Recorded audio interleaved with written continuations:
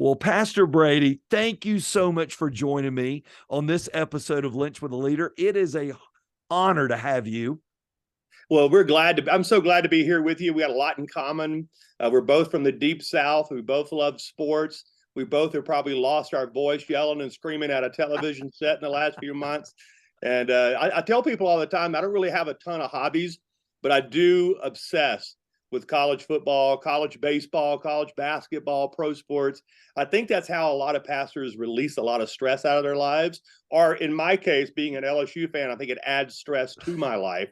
I can't determine if it's helping or hurting right now. It's so funny. I think it's a chance we get to outguess everybody else that's going, why are they doing that when everybody else does that to us for a living, right? So it works out good. So when you were growing up in Louisiana, what did you dream life would look like for you? Where did you dream things would turn out? Certainly not in Colorado, pastoring a church in Colorado. I grew up in the middle of nowhere. The end of the earth is about 2 miles from where I grew up. And that's not a joke, but I grew up as a chronic heart patient. So honestly, my doctors told me I wouldn't live past 12 or 13 years old. But through a series of miraculous events, Denton Cooley, which was one of the world's greatest cardiologists back in that day, did my surgery and saved my life. Wow. And I always thought that I would be living in Louisiana, deer hunting all fall, fishing all summer, with a wife and about 4 kids in a double wide trailer. That's what I felt like my future would look like. And I thought that would be a great future, by the way. Yep. I grew up in a very poor home. My mom never graduated high school. She's a very godly, prayerful woman. My dad worked in a poultry plant where live chickens came in the front door and fried chicken came out the back door. And so very blue collar. I was the first person on either side of my family to graduate from college. So in a lot of ways, I've been a trailblazer, a bit of a pioneer for my family. Never thought at all that I would be a pastor. In fact, I made a deal with God early on that if he would let me do anything other than be a pastor, I would serve him with my hair on fire, right? And so he called me into pastoral ministry after I graduated college. I have an unusual route a path that I took to become a pastor. I say to leaders all the time, don't make deals with God, because that's when God laughs at us, right? When we make deals with him, trust the Lord to guide you every day of your life. I have a very simple way. I just wake up every morning. I welcome the Holy Spirit into my life, and I say, Father in heaven, what are you up to today? How can I be a part? And I tell people, if you'll do those 2 things every morning, welcome the Holy Spirit and ask the Lord where you can serve him that day, that you're going to look up in 25 years and you're going to be right in the middle of his will. That's right. You're going to be full of peace, full of joy. You're going to live a life of great adventure. And I just every day pinch myself for the life that I get to live, because I never imagined myself being in this spot and in this place, getting to do what I get to do. And it's the Lord's grace, his goodness, his kindness toward me. I'm thankful for it every second of every day. It's so funny. You say I grow up right near the end of the earth from 2 simple parents who they were raising you the best they could. What did they do then that you use even in your life now, pastoring one of America's largest churches, one of its most well-known churches? What were some things they deposited in your journey then that you're living out now? It's flowing through your life now. Well, my mom and dad were fearless people, and they taught me to live without anxiety and without fear. They gave me permission to explore, to be myself. They gave me permission to be wild and free when I was a young man, in a good way. I mean, they put limitations on my life. They were very good parents, but they also let me be explorer. I lived out in the middle of nowhere. I had a horse. I tell people I had a horse, a gun, and a hatchet when I was 7 years old. I would get on the back of my horse with barely any clothes on. It was like Tom Sawyer. I had that kind of childhood. And I know that's not possible in 2023, but in 1975, when I was growing up in Northwest Louisiana, I get on the back of my horse with a hatchet and a gun and be gone all day long at 7 or 8 or 9 years old. And so that kind of idyllic childhood prepared me to live a fearless life. Like I've had to confront some evil in my church. I've had a gunman come on my campus. I've had evil attack our church. And it was in those moments where I look back and I think the Lord was preparing me at 8 or 9 years How old about that? to live a life of adventure without fear and anxiety and crippling doubt. My parents just let me explore. They gave me just enough boundaries to protect me, but they gave me space. They didn't smother me. They didn't overwhelm. They were, we got helicopter parents everywhere now. My parents didn't put those kind of restrictions on me. They were godly. My mom was the most prayerful woman I've ever met. Even today at 76 years old, she's the most prayerful person I know. She prayed over me. They disciplined me. That was back in the day when spankings were legal. So I got plenty. There was about a dozen people who could spank me and to get away with it. So there was a communal list of people that had access to your rear end. Do you remember those days where when my gosh. mom and dad, there was 12 or 13 people who could grab me and spank me and then tell my mom and dad later about it? That's unheard of today, right? That's fantastic. I love that. That is fantastic. I tell young parents that story today, and you can just see that all the blood go out of their face. Like they can't imagine a world where that even existed. I went, oh, that was every day at my house. Oh yeah. Yeah. And there was, listen, fear kept us out of a lot of trouble, man. I'm just telling you, the fear of my mother kept she had eyeballs everywhere, and I was terrified of her. So I totally get it. I totally get it. In the book of Revelation, where they're describing that beast with eyes in the back of their heads, he's obviously describing a mother. That is so good. That is so good. So you surrender your life to ministry, you accept that call, and then you end up at one of the greatest churches out at Gateway with Robert Morris in a really, really cushy job in a lot of ways because you're protected. You're not the one, you're protected. Did you think you were going to be there forever? Or did you always know, I want to be the guy one day? What would you say? Well, there was a season where I was very content, and Gateway was a great time for me. We went from, 100 people to 15,000 people in 6 years. It was explosive growth, and it was almost killed me, quite honestly, because it was so overwhelming. But I did know that there was something in my life. Listen, I tell people all the time, if you want to lead a team, you need to learn how to follow. The best leaders are the best followers. And there's so many young men and women right now that they have this zeal and this passion to be leaders, but they've never learned how to follow. And one of the things I learned at Gateway Church under Robert Morris was how to serve another man's vision and how to surrender myself to that and be okay with that. And Robert and I didn't always agree, but I learned to submit myself to authority there. I learned to trust people. I learned what leadership felt like from the other side. The reason we have so many young, abusive leaders right now is because they never learned what leadership felt like from the other side. That's right. And I learned what good leadership felt like, what bad leadership felt like. And I took copious notes. And when Pam and I came to New Life Church, one thing we said to ourselves, and we said it out loud to one another, I don't know how big New Life Church will ever be. I don't know if we'll ever have national or international influence. That's not the goal. The goal was to always lead a healthy staff culture. And I learned how to do that by surrendering myself, really tending someone else's sheep on the backside of the desert before I asked for a flock of my own. That's really good. Way too many young leaders want a flock of their own, but they've never tended another man's flock. And it sets them up for failure. So think back to that time when you were with Robert, knowing what you know now after your seasons at New Life. What would you do different as Brady working in Texas, not being the guy? What would you do different as a follower and not the ultimate leader, knowing what you know about being the leader? Well, I would ask better questions when I had one-on-one time with Robert. I saw the stress that was on him as a senior pastor, and I never quite understood it until I became the senior pastor of a large church myself. I probably would ask better questions, pick his brain a little more, ask him for how he managed his internal soul. So much of our learning right now, we try to learn how to preach, or we learn how to lead, or we want to learn how to lead a board. But all of that is actually a direct reflection of what's going on inside of our hearts and minds. Above all else, guard your heart, for That's it is the good. wellspring of life. My question, probably as a 35-year-old, back to Robert Morris, would: how are you guarding your heart? How are you keeping your heart clean? How are you keeping your mind pure? How are you restoring your soul? What I would go back to the 23rd Psalm: the Lord is my shepherd. He makes me lie down in green pastures, that leads me beside still waters. He restores my soul.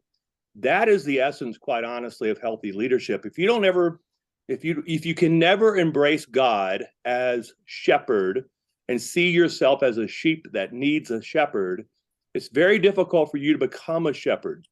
So I had to learn how to be a sheep before I could become a shepherd. And I think that's the missing link with a lot of our discipleship strategy, with a lot of our leadership pipelines right now. And a lot of people, even in the corporate world, that are listening, we have to help people deal with the internal mechanisms of their soul, their anxiety, their depression, the dark spirits that tend to contaminate the human condition, right? And I think if we would address that as the primary concern, a lot of these auxiliary things, a lot of the leadership strategies, the leadership whatever, would come out of us naturally. But we're ignoring the dark places of our soul and expecting to get good results from people who have never been healed. And broken people make terrible leaders, right? Healed people make good leaders. That's good. And I think that's been my mission for the last several years, is helping young men and women develop good rhythms, healthy strategies, making sure they have time, learn how to honor the Sabbath. Most people don't even know how to take a day off. They don't even understand the beauty and the gift of Sabbath. And so they're tired, they're fatigued, they're exhausted, and they don't know how to rest.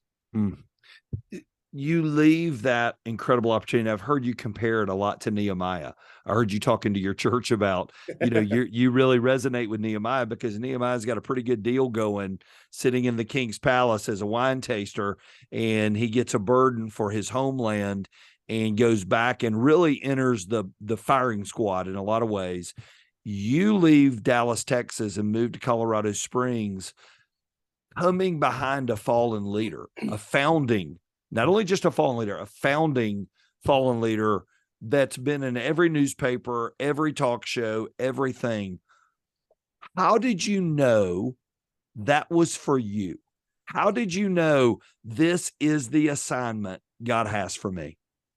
Well, I wish I could say it was some kind of courageous decision. I was really just naive and innocent, and I think there's something to that. When you're a young leader, everything seems possible, right? Yep. When I was 40 years old. I turned 56 tomorrow. So 16 years ago, I was a different Brady. I mean, I was a young man. I was idealistic. I was in that stage of my life where, God, wherever you tell me to go, I'll go. Whatever you tell me to say, I'll say. So there was a sense of naivety, maybe a bit of innocence, but there was a desire in me to do something that was difficult too. I could see myself going down an easy path, and I didn't like what I didn't think I would become a very good human being if I always chose the easy path.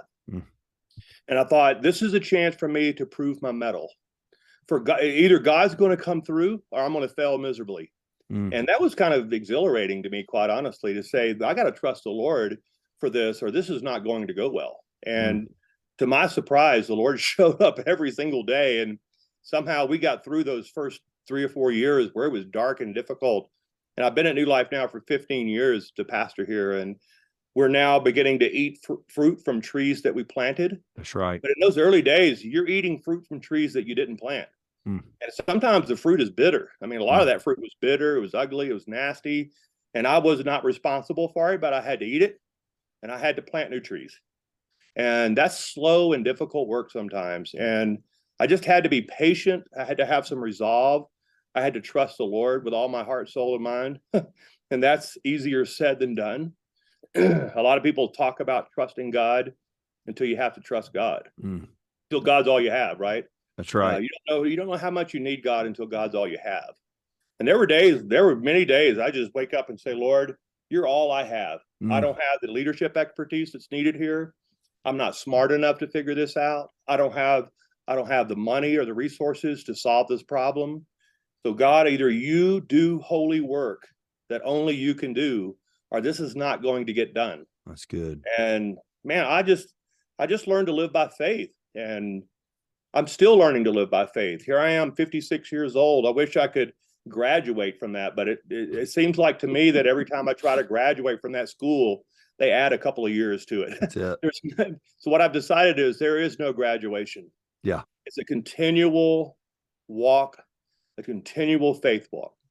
I remember hearing a great Bible teacher who I loved, and he said, if you'll notice in scripture, God saved his most difficult test for most leaders in their late in life. I'm like, don't say that. I don't want to hear that. It's supposed to get easier, not harder. Not harder. So what I love about your journey, though, Pastor Brady, is you go there in obedience. God begins to bless it.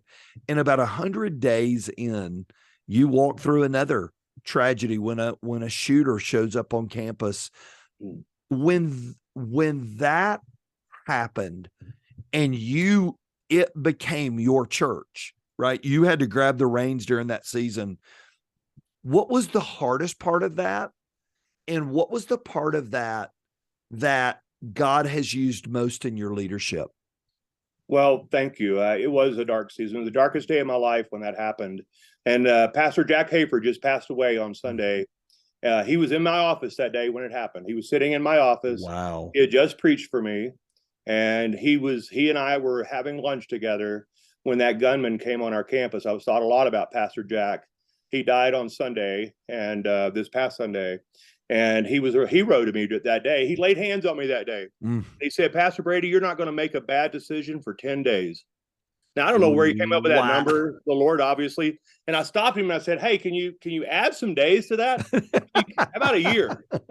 But it was unusual. It was the Lord, because we didn't bury the two girls that died until 10 days later. And there were tons of decisions that we had to make in those 10 days. And I just felt the divine wisdom of the Lord. And it was really because Pastor Jack, an older man, he was in his 70s at the time, laid his hands on me and said, Brady, you have what it takes. You're going to be okay. God's going to give you wisdom. And I just look back on that time and I think how many young men and women don't have spiritual dads and moms to lay their hands on them in those trying times. They feel orphaned, they feel alone. And I'm so grateful that God put men like Jack Hayford in my life during that season where he could lay hands on me, pray over me, call me and check on me. And he did that. So what I learned is that I could succumb to fear, or I could overcome fear. And fear tried to cripple us. I mean, we had an armed gunman kill people at our church. That's scary. Yes. I heard the gunfire. My wife and my two small kids were in the building. They had just left. I was scared for them. I was scared for my people.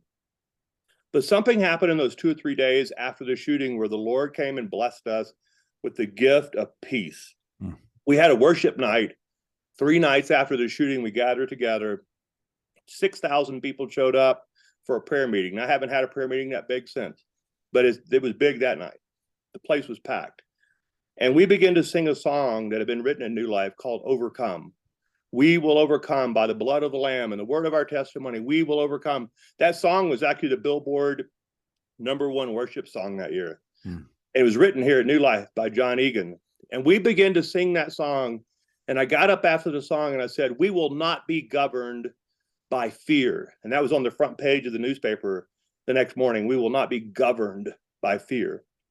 And I think that set us on a course, a trajectory. I could see something happen that night in my congregation, like people's shoulders kind of squared back. I saw their eyes light up a bit.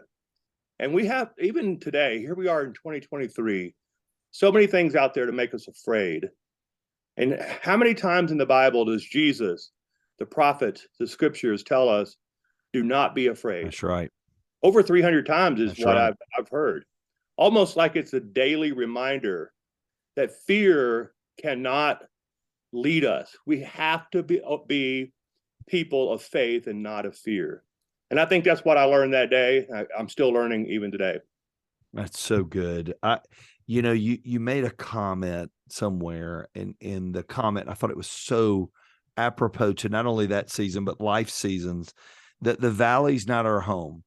In Psalm 23, as we walk through that valley of the shadow of death, why is it so important for leaders and people in general to remember this is just something you're passing through? You're Yeah. not going to be there forever. What's that done for you to remember that in life, personally Yeah. and corporately, as you lead? Well, one of the benefits of getting older is you have a long stretch of faithful promises that the Lord's made to you, and you have a long stretch of faithful promises that He's fulfilled. That's right. Yeah, you have history, right? And while dark things are happening, when the darkest days of our lives happen to us, it does seem like it's going to be permanent. It really does. I mean, the darkness can be so overwhelming. And for some people watching this today that's lost a child or a spouse or had some kind of tragic diagnosis given to them, it does seem like that's going to be forever. But we are on a journey, and the valley is not our home. And the reason it's not our home is because He's with us. The part of that scripture that makes the most sense to me is that He is walking with us. His rod, His staff, they're there. Even though I walk through the valley of the shadow of death, I will not fear, for He is with me. That's right. And the presence of God is what carries us through every dark season. I tell people all the time that the single greatest thing we can do for the people that we're responsible for, our children, the people that we pastor, is to help them fall in love with the presence of God and to hear His voice through the scriptures, through prayer, through private counsel. There's lots of ways that God can speak to us. But to give our people an appetite for His presence and for His voice. And if you have an appetite in your life for God's presence and His voice, there's just not anything that's going to happen to you that will cause devastation. You're going to walk through the valley of the shadow of death if you know His presence and you know His voice. You as a leader, especially there at the beginning, walk through valleys. You've had valleys since, many valleys, but you understand in leadership, and we hear that phrase all the time, the speed of the leader is the speed of the team, right? How did you keep your pace right as the leader to not go, okay, I need a siesta. I need to go get some red beans and rice and some gumbo and go hide in the trees. How did you keep moving so your organization and your people kept moving at that? Well, that's a good question. Luke chapter 5, I remember during that season of time, I was reading Luke chapter 5, and it says that Jesus was going from town to town, laying hands on the sick, and crowds of people were thronging His way. But then there's this kind of obscure passage right in the middle of that bizarre, chaotic scene. It says, Jesus often withdrew to lonely places and prayed. And I saw that one day in my Bible. I mean, I've read that story 1,000 times, right? Jesus often withdrew to lonely places and prayed. And I just remember falling under the conviction of the Lord saying, Brady, often I need you to withdraw from the crowds, from the chaos, from the turmoil of leadership, and find a lonely place and be with me. And I began to do that. I began to honor the Sabbath in a way that I'd never honored the Sabbath. And I wrote a book called Addicted to Busy. Of all the books I've written, it's probably the bestseller that I've ever written, because the message resonates with our chaotic culture that we live in. We are addicted to busy, and busyness gives us this adrenaline rush that we can't find anywhere else. So we run to it. While Sabbath is the place of refueling, though. So busyness is a place of an adrenaline rush, for sure. But Sabbath is the only place that we can refuel. So I was walking through the streets of Jerusalem one time. I think it was maybe the first or second time I was ever in Israel. And it was Friday night. Shabbat was happening in Jerusalem. The whole town goes quiet. And I heard a rabbi say to another rabbi, as they passed one another, he said, Shabbat Shalom. So the guy I was with, I said, what does that mean? I know what Shabbat means. I know what Shalom means. Shabbat means Sabbath. Shalom means peace, basically Shabbat Shalom. And he said, actually, it has a very complicated meaning. He said, may you find God in your rest. And may you find that God is the only source of your rest. Hello. And I thought that is the most beautiful thing I've heard. May you find God when you rest, and may you discover during your rest that God is the only source of that rest. That's so good. So that is what I have determined to do. Shabbat Shalom. I say that over myself. Usually on Fridays or Saturdays, my day off, I make sure that I find God in my rest.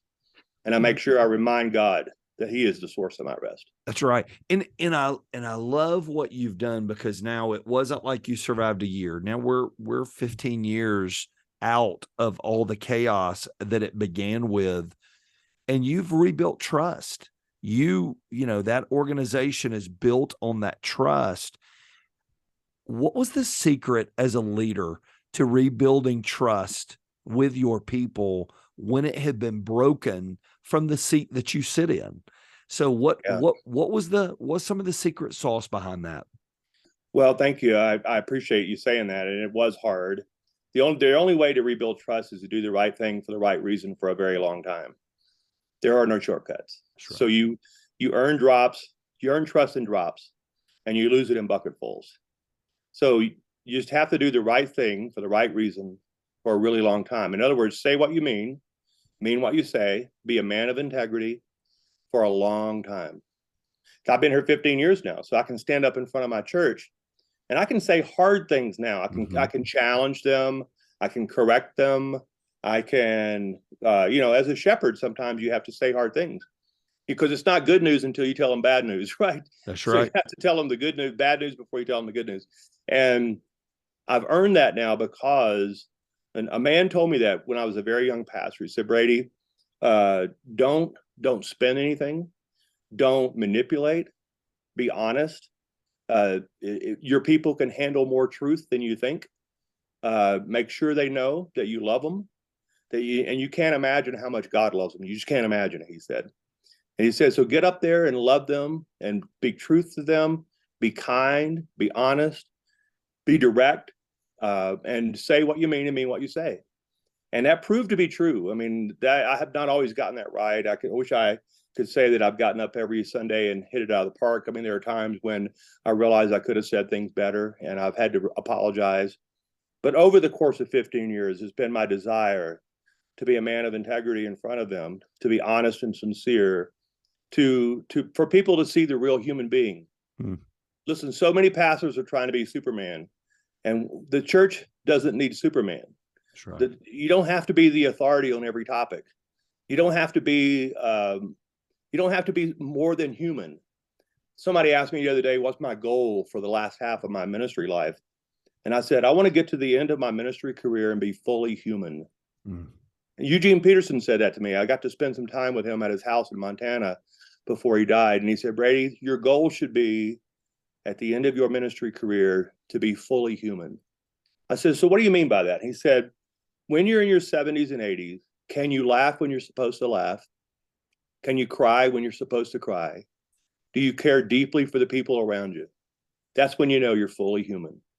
He says, so many men and women in ministry, they put on a facade of perfection for 30 or 40 years, and they get to the end of their life and they don't know how to cry. They don't know how to laugh. They don't know how to tell a joke or even to hear a joke.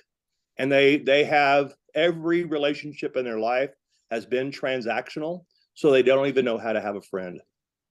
And he said, don't be that man at the end of your ministry career. You don't have friends.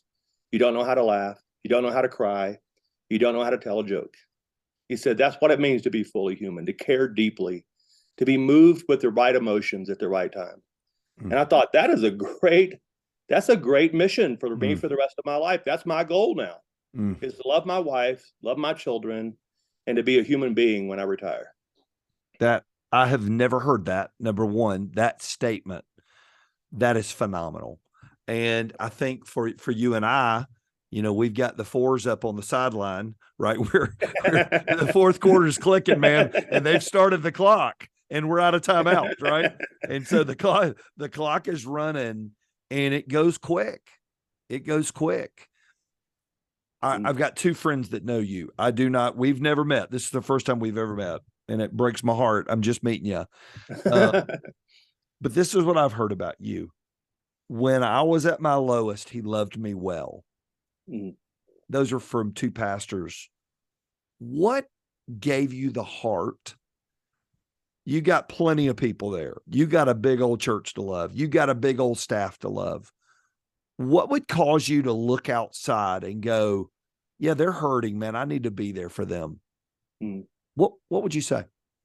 Well, first of all, I appreciate those kind words from your friends. And I feel like that I'm just paying forward what was given to me during the lowest parts of my life.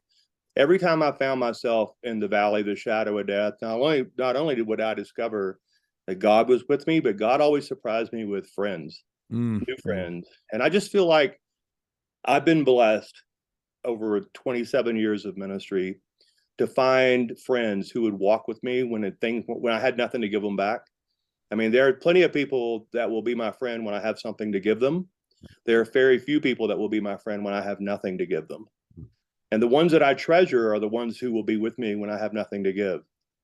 And I have found that God gave me a handful of people like that. And I know one of your friends that you're talking about, when I met him, I could just see the goodness in his life. He was a good man, a good person. He loved his church, loved his people. And I have compassion for pastors, number one. This is the most difficult work. I can't imagine anybody wanting to be a pastor. First of all, I had a young man tell me the other day, he goes, Pastor Brady, I want to be a pastor. I said, try with all of your heart, soul, and might to talk God out of that. He looked at me with this bewildered look. I said, and let me say, I'm being honest. I said, because if you can be talked out of it, then you aren't called. That's right. I said, so it has to be something that's seared into your soul, because it's very difficult. And there's going to be 100 days till you want to quit. So you have to be reminded of this divine call, or you will quit. So hey, let's make sure we hang out more often. I've enjoyed this conversation so much. That's so good. One of the other things both of those guys noted was the incredible leaders you have around you. They said one of the things that we were fascinated by about Pastor Brady is the quality of the people he surrounds himself with. Where did you learn that? And how do you remain secure in that? When somebody's really good, how does it not become a threat to you and your leadership? They're younger. They may be a better communicator or a better leader. How have you learned to be good at being you while letting them be them? Well, a lot of sleepless nights, a lot of wrestling to the floor, all those insecurities. And it's true that the number one reason that most pastors don't have other leaders around them is our own insecurities. That's right. Our need to find our identity in ministry. And I was grateful that the Lord helped me wrestle that to the ground. First of all, we're all interim pastors. The church is going to be here after I'm gone. The church was here before I was born. That's and the churches will exist after I'm gone. I'm an interim pastor. Yep. So this thing is not built around my personality or my strengths. I bring strength. I bring personality to the congregation. But I just remember when I was in my 20s, there were pastors who gave me space, and there were pastors who suffocated me.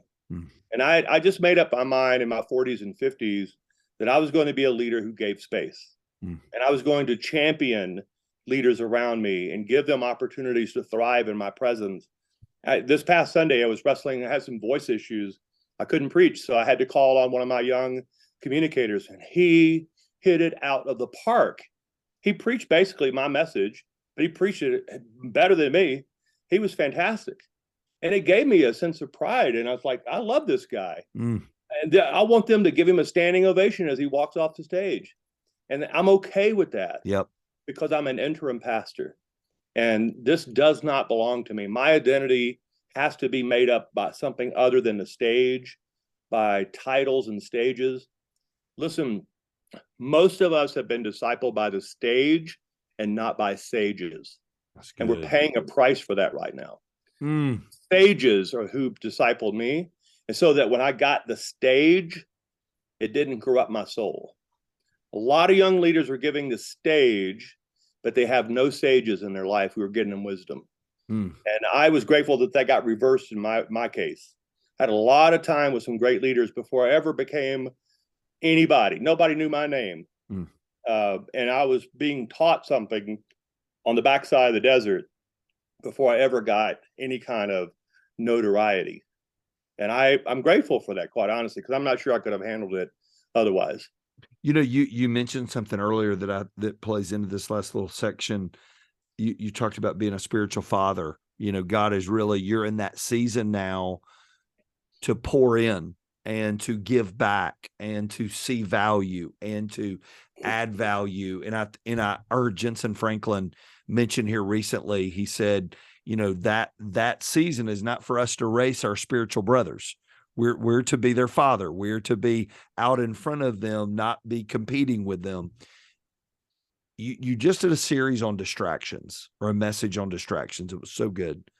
How do you remain focused on the finish line of life and not let yourself get distracted by the things that could keep you from being who God called you to be? Yeah, it's a good question. I've been waking up every morning for the last few years asking the Lord, what is it that I'm supposed to do that no one else can do? Mm. And I know that's been said by many other leaders and, you know, leadership experts, but I'm finding that very few pastors are really asking that question. What is it that I'm supposed to do that no one else really can do? That's right. So that everyone else can do what they're supposed to do. Yep. And I learned a long time ago that the best thing I can do, I spend about 90% of my time coaching, about 10% of my time developing content, and then the rest of it, I'm coaching.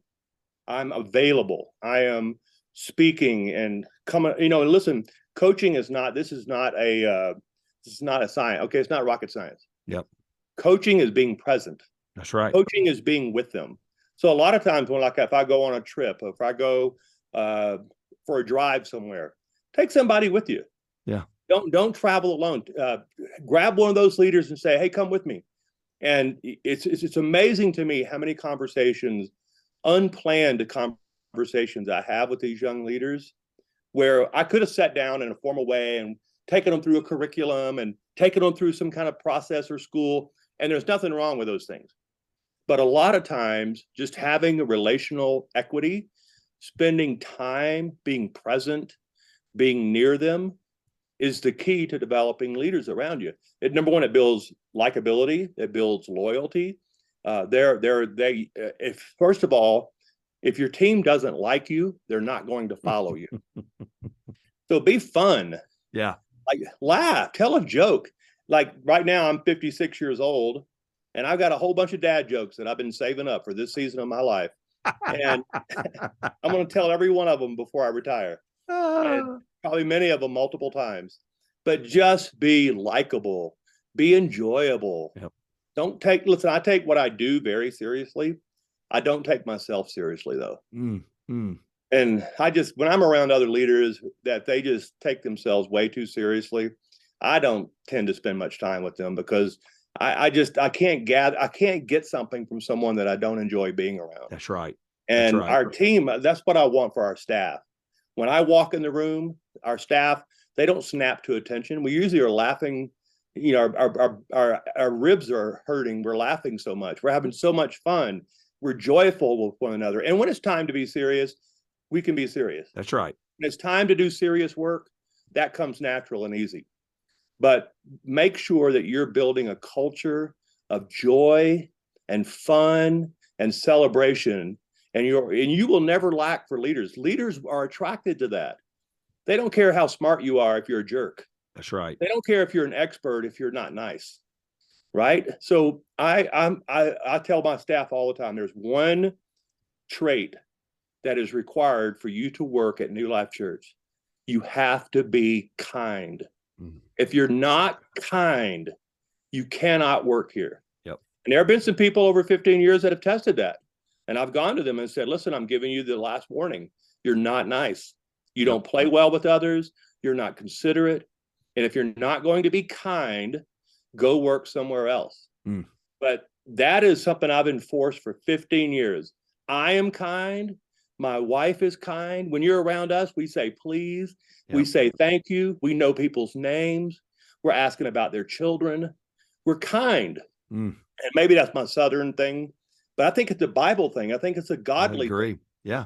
It's the fruit of the Spirit, right? Love, joy, peace, kindness, joy, kindness. Let those things, that's the essence of our staff culture.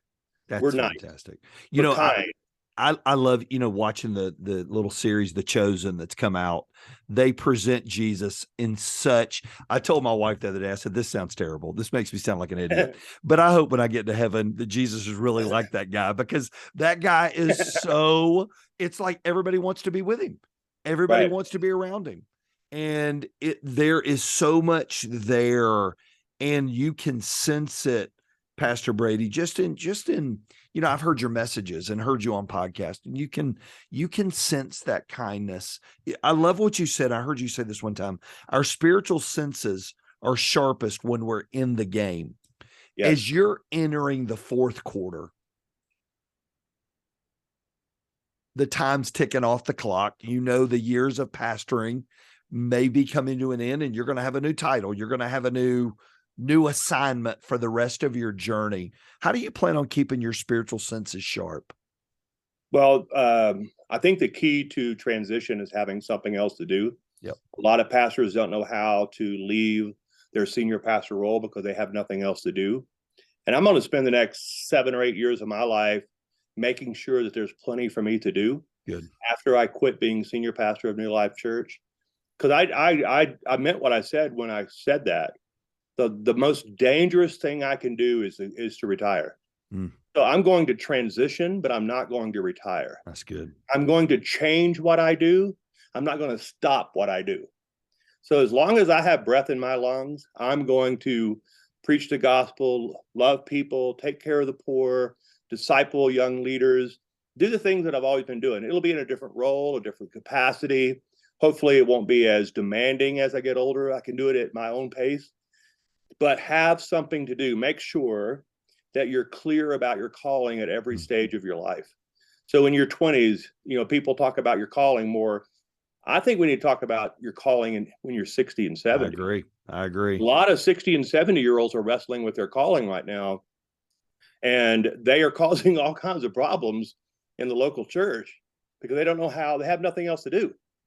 And I'm determined that when I hit that exit ramp, I'm exiting onto something, not away from something. So that's my goal right now. You've preached about Jesus for all these years. You've taught your children who are now grown about him. You and your wife have lived for him and served for him and done it so faithfully. The Bible says David served his purpose in his generation, and then he was done. When Pastor Brady closes his eyes here and opens his eyes there, and you lock eyes with that Savior that you've told thousands about and you have spoken to every day, what do you want him to say to you? Well, I think we all want to hear, "Well done, my good and faithful servant." That's the goal, right? But that's not earned. That's already been given to me. When I said yes to him, his grace is enough for me. I want him to know. I want to look him in the eye and say, first of all, thank you. He saved me by his grace. I was deep in the woods lost when he found me.